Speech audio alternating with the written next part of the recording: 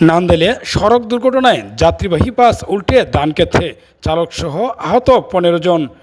ময়মনসিংহের নান্দেলে যাত্রীবাহী বাস নিয়ন্ত্রণ হারিয়ে মহাসড়কের পাশে ধানক্ষেতে উল্টে যাওয়ার ঘটনা ঘটেছে।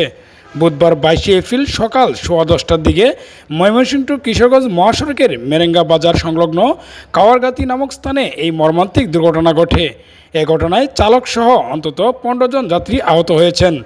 স্থানীয় সূত্রে জানা গেছে, ঢাকা মেট্রো ব ১৪৪৬-১৬ নম্বরধারী এমকে সুপার পরিবহনের একটি যাত্রীবাহী বাস ময়মনসিংহ থেকে কিশোরগঞ্জের দিকে যাচ্ছিল। পথে কাওয়ারগাতি এলাকায় বিপরীত দিক থেকে আসা নান্দেল চৌরাস্তাগামী একটি বেপরোয়া গতির সিএনজি চালিত অটোরিকশাকে বাঁচাতে গিয়ে বাসটি নিয়ন্ত্রণ হারায়।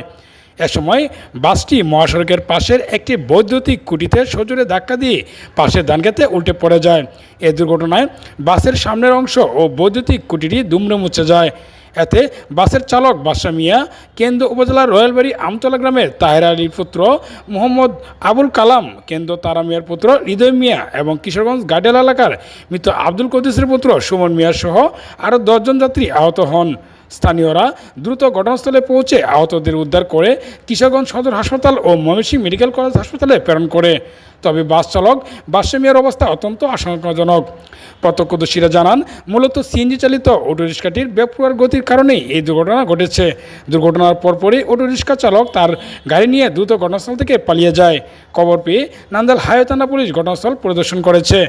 এ বিষয়ে নান্দেল হাইওয়ে থানার অফিসার ইনচার্জ ওসি জীবন কুমার রায় ঘটনার সত্যতা নিশ্চিত করে জানান, দুর্ঘটনায় গুরুতর আহত অবস্থায় ৪ জন হাসপাতালে চিকিৎসাধীন আছে। এর মধ্যে ১ জন ময়মনসিংহ জেলা সদর এবং ৩ জন কিশোরগঞ্জ জেলা সদর হাসপাতালে ভর্তি রয়েছেন। বাকিরা প্রাথমিক চিকিৎসা নিয়েছেন।